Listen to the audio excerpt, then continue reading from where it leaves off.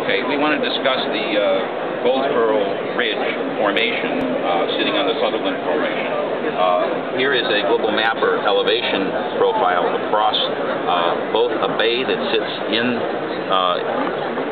the area up onto this ridge, which we actually propose as the rim of a larger crater, and down along the rim where there are two more obvious Carolina bays. And we can actually see each of those bays as expressed in the elevation mapping. These are only about 1 meter in height, so you can't see them over these distances unless you do this type of Okay, so that's the bays. Where else do you see them? Okay. What we did with that is try to do a heuristic modeling about where these things have come from, and folks for many, many years have noted that these were oriented in a way, right, to the north or to the northwest. So we did a heuristic thought about where they could have come from, and we proposed that there would have been a crater someplace in the northeast. We wanted to draw lines back to the crater. So in order to do that, this is in Clay County, Nebraska, where there are some additional bays. And we built an infrastructure in Google Earth where we could basically lay a grid on here and look at what those alignments are. And then we created a field of proposed craters across the northeast, the north central America, and we created all these potential crater sites, drew lines back to all of them, and tried to map out for each of these type events in about 30 different locations in the U.S. and where would these all be pointing back to if there was a common event.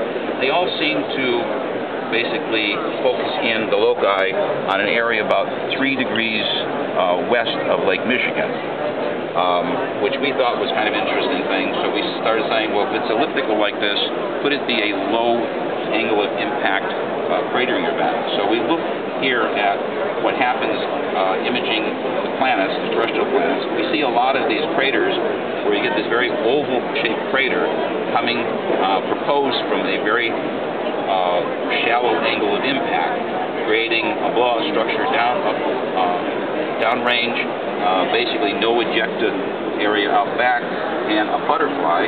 This is from Ganymede, the Saturn, Jupiter moon. You basically get this butterfly pattern of ejected in both directions, which interestingly bring us right back to what we're proposing here.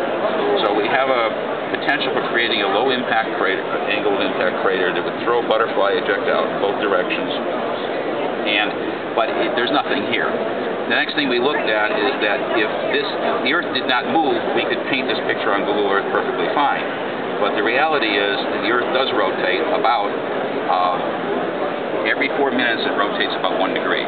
So if you look at what it would take for ejected to reach these destinations, we're talking somewhere between 8 and 16 minutes for ejected to transit from a crater like this out to these locations. During that time, the Earth is going to move anywhere between 1 and 4 degrees of rotation. So if you shift it back in time, you basically rotate the Earth backwards 16 minutes from when these things hit, and voila, that oval overlays perfectly Lake Michigan. About 1:15. Okay.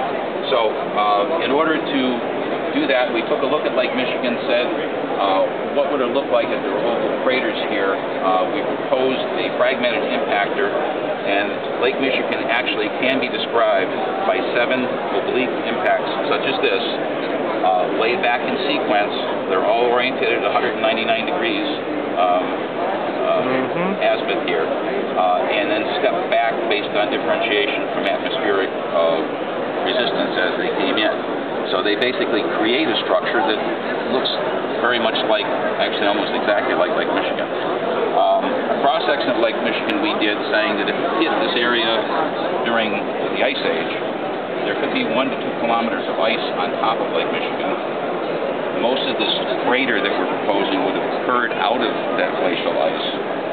Excision of sedimentary strata from under the current lake would have been made. 15 seconds. That ejected would have become this basically tens of thousands of cubic kilometers ejecta hitting the North American planet. How has the theory been received?